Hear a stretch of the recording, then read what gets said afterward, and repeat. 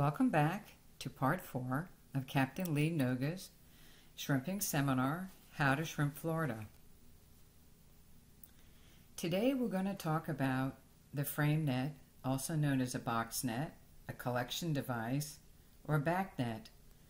The bottom line is the law allows a 16 square foot opening. These box nets, or which I will commonly refer to a frame net, can be either a 4 by 4 foot or a 3 by 5 foot. As you can see by my holding this on my boat, I got a lot of stuff in it. Gallons and gallons of shrimp and a ton of grass. But sometimes we have predators in there that are lurking that can hurt us. The law has recently changed in Florida, so you might want to pay attention to this segment. This is what the original frame net looked like, dating back to about 2006. They were made of monofilament and they became collapsible, which made them the frame net of choice because they rode very nice in the boat, they stowed nicely in the car or truck, and they were able to store nicely during the winter times in the garage. The old PVC rigid box frames typically blow out of trucks and end up on the side of the road. They're clunky and chunky, and people end up storing them in hot sheds on the side of their houses and various other places, which eventually leads to the mono dry rot. Notice the styrofoam ball. What that means is when that net is deployed, it signals other boaters that the boat ahead has a frame net deployed. Typically, you cannot see them from the top water, and the only way you know one is out in front of you is if you see this styrofoam ball, but it also could mark a crab trap. These monofilament frame nets are now illegal. The reason I'm pointing out this particular one is I want to show you this lower bar. This is the one that I use. It has 12 pounds of lead poured in it. That works for me because I can be forgetful in my frenzy to pack out and get to the river, that I often forget to bring the weights that hook on frame nets if you buy that model. This is the top of the frame, which is usually 1/2 inch solid aluminum. This bottom that holds my lead is 1 1/4 inches. The sides have cane crutches, so when I deploy it and it gets hung up, it doesn't rip my mono. My sides are made of rope, and here is my styrofoam ball at the end of my sock that signifies that I have a net deployed. I prefer these long line clips. I simply wrap this rope around the nose of this clip twice, and it keeps it from sliding down the rope. The number one mistake people make when they deploy their net is they don't cinch up the back of the sack well, and when it gets under pressure from a lot of shrimp in the back, it opens up their sock and they have done a catch and release. Sometimes going around the clip twice with the rope before clipping the rope, it ensures that that clip won't slide under pressure. This is what the new Florida regulation material looks like. We were given a choice of linen, cotton, nylon, or polypropylene. I'm not going to get into all the reasons why 3 of those didn't work for us, but I will focus on what you're seeing. That's the polypropylene material. It's much stronger than mono, and I don't know that it will break away easily. The good news is it won't have memory and it won't dry rot. It'll be able to handle the crabs and the fins of catfish and then all that other kind of debris that used to put holes. This will definitely last a lot longer than monofilament. This is the original old-fashioned frame net. You can still find them on the marker. The one thing that I want to educate you about when buying a box net, for me personally, I don't like this rope down the center. This becomes a object that will vibrate, and the antenna on the shrimp can sense vibration, It also becomes a tool to snag grass, and I've seen oftentimes very big shrimp bounce off of it. I'm just not a fan of it. Down below is where the weight is attached. In this model, it's a 12-pound downrigger ball. I'm not a fan of that weight being put in the middle. In my opinion, it causes the net to twist, especially in tidal waters. Frame nets are meant for tidal waters, but there are people that will fish them in non-tidal if there's good wind. What opens this frame net and makes it function well is strong current going inside of it that pushes the shrimp to the back of the sock. If you have lazy currents around you, this is not the device for you. You never want to buy a frame net that has two joined bags. This, over time, with the deterioration of the thread, would become a choke down point for shrimp. Always buy a dip net sock as well as a frame net with a bag that has not been put together with two shorter pieces. To me, that's just not well made. This is the new polypropylene net. This is an Eid Shoemaker Frame Net.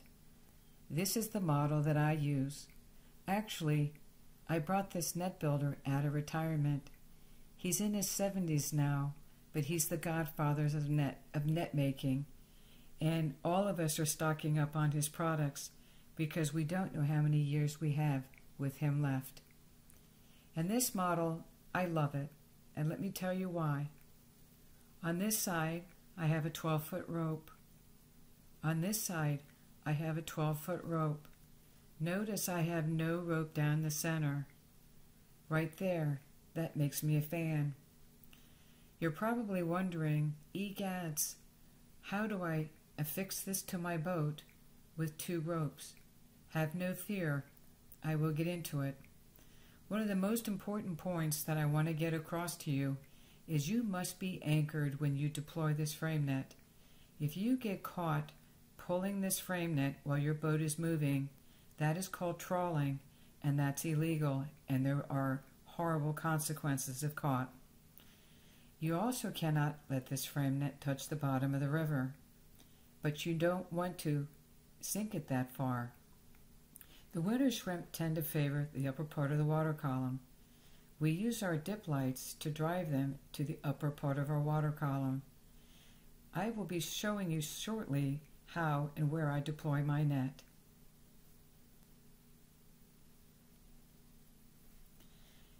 This is a further illustration of this model. This is known as the 13-foot one. It is not as physically demanding. Notice at the bottom it has a clip-on weight. It's clipped on with a carabine. There's one on the opposite side. These aren't the exact weights that come with it. These were just to show you where they attached. You'll be getting 6 pounds on each side, and that takes the 12 pounds and distributes it evenly between the two sides, which reduces the twisting, which I complain about with other net builders models. Here's our 12-foot. Here is our opposite 12-foot. Here is our styrofoam ball.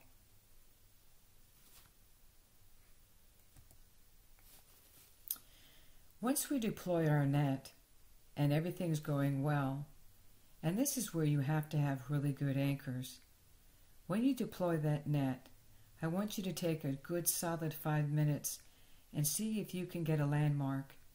It's very important that your boat does not slide. Every time somebody zooms past you and is going at a high rate of speed and throws a wall of water at you that raises your boat, quickly look for that landmark. Study that landmark for at least 2 minutes. Make sure that that boater that flew by you did not upwell your anchors and you're starting that fatal slide backwards. This is where accidents happen. Once we deploy a frame net, it acts as a parachute as the current drives to the back of the net. It really puts high tension and pressure on your anchors. You must make sure you're down. If you want more information about the anchors and the kind that I use, please refer to part 1 of this video series. Once you have got yourself down and you're confident you're safe and your frame net is operating properly and your boat is not moving, I hook on a leash onto that long line clip on the back of the sack that I showed you earlier. It's down there by the ball area. There's no reason to have to bring the entire frame net on board every time you want to dump the sock. You should dump the sock every 45 minutes to an hour. You never know what could be in there, and the heavier it is, the harder it can be pulled in. So I get a simple piece of line out of a big box store that has some kind of a plastic blend so it doesn't dry rot. I add a simple brass clip, or you can use a carabiner or whatever you like, and just hook that to the clip on the back of the frame net, and when you're ready, pull in the back of the sock and dump that only.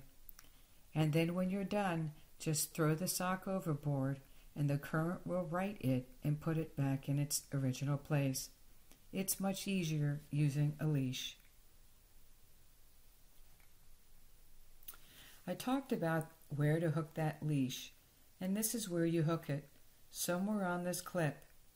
If this rope is not wrapped around this clip twice before it's pinched, it's going to slide, and it won't be able to handle the pressure of a clip. I can't stress enough, you have to compress the clip, go around the bull nose, the U-shaped part of this clip twice before it clamps, and you'll be in great shape. Some people get upset about the fact that they have 2 lines. The first thing they tell me is, Captain Lee, I have only 1 clip that I have available, and the other clip would have my frame net interfering with my light field. That's a good point. So what I suggest that you do is you make a bridle. The black tape represents the line from the left side of the net. The black tape on the right represents the 12-foot line on the right side of the net when you purchase it. One way to make a bridle is take those 2 lines and tie them to a ring. Add a 3rd line and output that to your cleat. You now have reduced the 2 lines that came with your box net to 1 line. The 2-line net is known as the Shoemaker Frame Net, and it's what consumers prefer. The Shoemaker net is what I use. Here's a more realistic look at the size of the ring you're going to need to make that bridle. That's probably a 3-inch ring, and you can get them at your local True Values.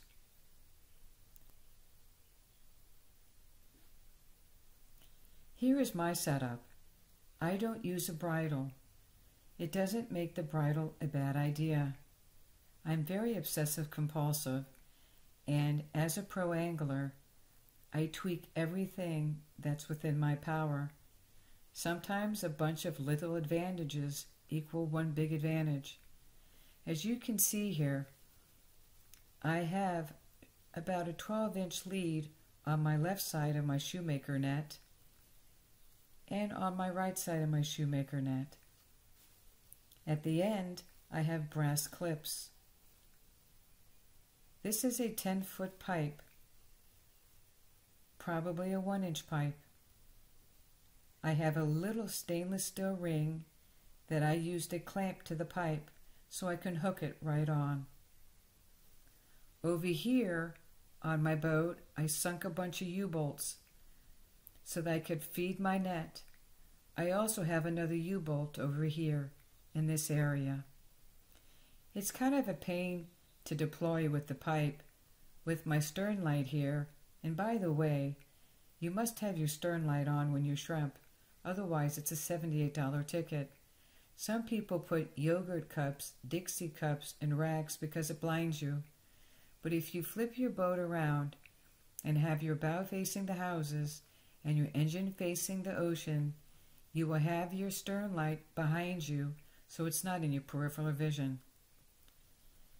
The most important thing to walk away from this diagram is note my top bar is out of the water. Why would I do that? Remember, I have a 4-foot opening. I talked about it in an earlier video in part 3 about dip nets. Solid objects in the water displace the water when the water strikes it. If I were to sink my lower bar under the water line, as the current is coming through this way, it's going to bounce off my bar and it's going to go back. This will eventually meet the antennas on the shrimp and signal them that there's trouble ahead. And this is why you'll see them snap, pop, and jump as they approach solid objects. And you wonder, why did they do that and how did they know? Chances are you had a solid object, and when that current bounces off solid objects, it's like a tsunami back at the shrimp. So I tend to pull my top bar out of the water, leaving only mesh, which will not send any vibration back to the shrimp as they're coming through. If I can't catch shrimp in the top 4 foot of the water column, there's something wrong. But there are nights where you don't deploy this. If there's a lot of debris in the water, or it's a half moon where the current is the laziest, this would not be a night for the frame net. You need current to keep the frame net open. If it's not open, it won't do well. This is my setup, and again, it's quite sophisticated. The other reason why I believe in this whole pipe thing is I do not want my frame net to be anywhere near the sides of my light field up front. I want my frame net pushed off into the blackness, and I want it fished in the complete dark. And sometimes if you throw your lights reckless, some of that light will be in the path of the shrimp heading towards the frame net, and that could alter their path. I want my net in total blackness and 100% free of any light from my dip field. Here's a close-up of the ring that I use on my pipe and a brass clip. I use a hose clamp to clamp this on my pipe so I can hook and go. This is the hose clamp I'm talking about. They come in stainless steel, and you have to get the appropriate size for the pipe that you purchased if you're going to start piping out your net. Some people have anxiety and panic attacks when I tell them they can cut that 12-foot lead on the Shoemaker Frame Net. But there's always great anxiety concerning what happens if I cut it too short. If you don't want to cut it, but you want to reduce the size, you can simply thread the line into that ring if you're making a bridle and use a hose clamp. That way you can clamp it over the ring without ever having to cut it. You can electrical tape the rest of the rope down, or just let it flap in the water. The fish really won't care. This is why we use a frame net. It's like having another person dipping with you. The good news, the frame net doesn't complain. You don't have to share your shrimp, and it doesn't take breaks. But sometimes it catches more than just shrimp. This particular night, you're looking at about 10 gallons. We could not release it fast enough. We forgot we deployed it, and we caught just a little too much. This is why I recommend great discipline and checking this net at least every hour. This is one of the things that we get at certain parts of the year. We call them Cannonball Jellies. If you get 50 of these in your frame net, it's going to be extremely heavy. If you see them in your light fields, this might not be the best night to deploy a frame net. They can get as big as half a bowling ball. We pick them up. They haven't stung us yet. but I'm still chicken. I use tongs. When you dip the contents of your frame net, you should have some kind of a bin on board, a sweater basket, a big tub, some kind of a Christmas decoration tub, some kind of a box, laundry basket, so you can dump the contents.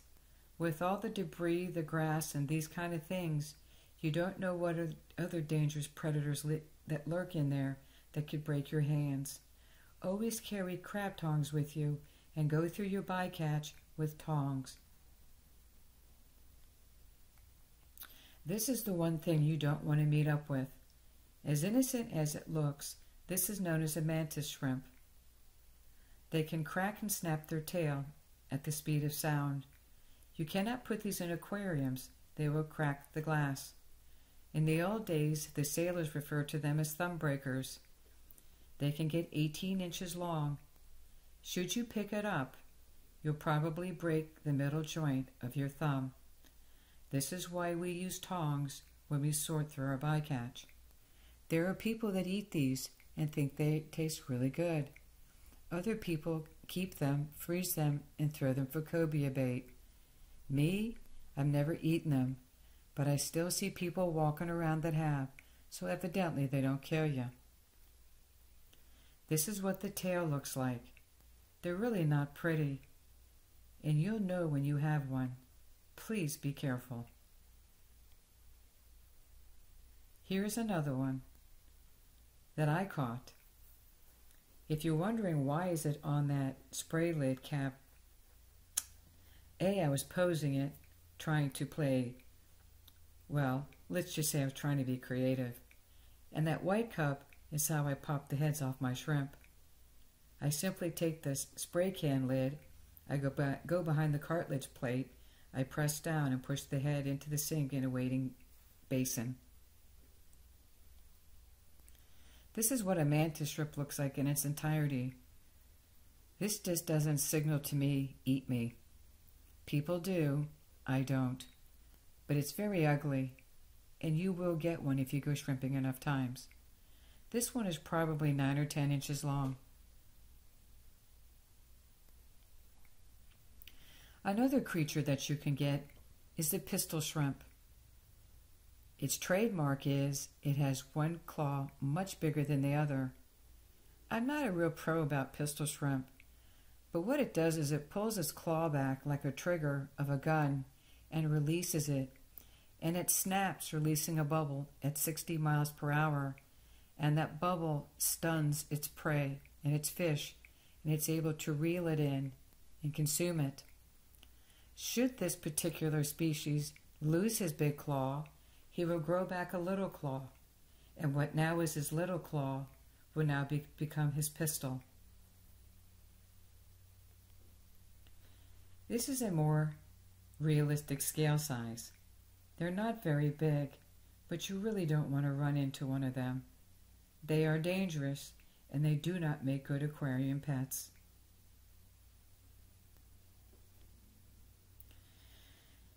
Every year, we have to deal with cotton disease. When you catch shrimp, there will be a time where you will get anywhere between 1 and 5 of these in a 5-gallon bucket. They're there, but they're not super common, but they're not uncommon. Cotton disease is a parasite disease. It's a cycle. It starts with the birds, where they defecate into the water. The fish eat it, the sharks eat it, and the birds eat the fish. It just cycles. It just goes round and round and round. The shrimp eat the fish, the birds eat I don't know. You get my point. Oh, enough of this. So, look at the back of this. What happens is the muscular tissue in the shrimp is where the disease is, and the muscle starts turning into the disease, which gives it a cotton-like look, and that's where we get the name cotton disease. They're pretty obvious in your haul, and when you're cleaning, sometimes we're so pie-eyed and so exhausted, we don't really look for them. But every time you clean a shrimp, you have to say, okay, no cotton, and make a point to look for it. I really don't know what happens if you eat it. I'm sure someone's done it, and I'm sure they're still walking around. Probably worst case, it tastes pretty bad. But the fact that the shrimps could still sail the river when you caught it, it's not totally too sick. But it's a slow death for them as they lose their ability to process their environment. It does eventually kill them.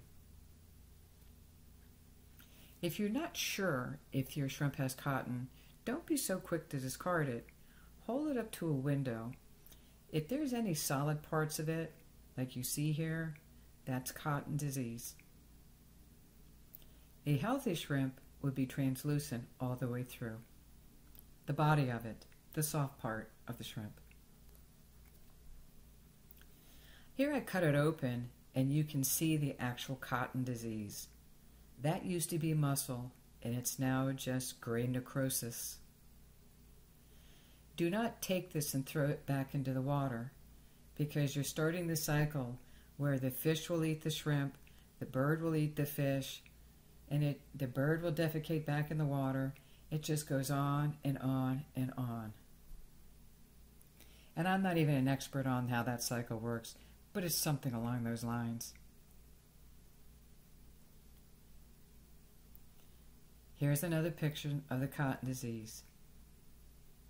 Just discard it. Either bury it in the ground outside and get some nutrition for your azaleas, your plants, or simply put it through the garbage disposal. This is the Asian tiger shrimp. It's not unheard of to catch one. They're becoming more common.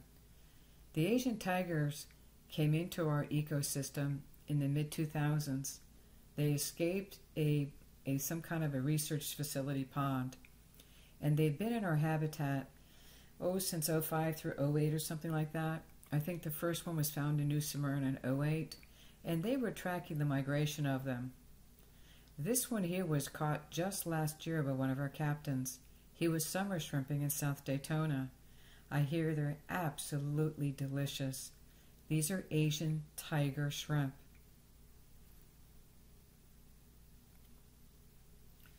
Here's another one. Look at the size of those. These guys were catching these just last year in 2015 in South Daytona during the day, cast netting in the middle of the channel in the intercoastal. There is some concern here now that they've taken up residency. They are starting to, interact with our species in Mosquito Lagoon.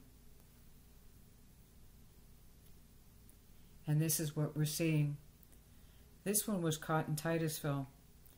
If you catch an Asian tiger shrimp, please notify me at Noga, LEENOGA @gmail.com, and send me a picture. Do not eat this shrimp. Please freeze it. The biologists will be very interested. In the past, when they've published and done research on the DNA, they have ended up calling that shrimp in the studies after the name of the person that found it. Again, this is what's happening with the Asian tiger shrimp interacting with our local species. Our one concern is they're eating up a lot of our resources. They have big appetites. Here's another angle of the mixed hybrid Central Florida shrimp meeting Asian tiger.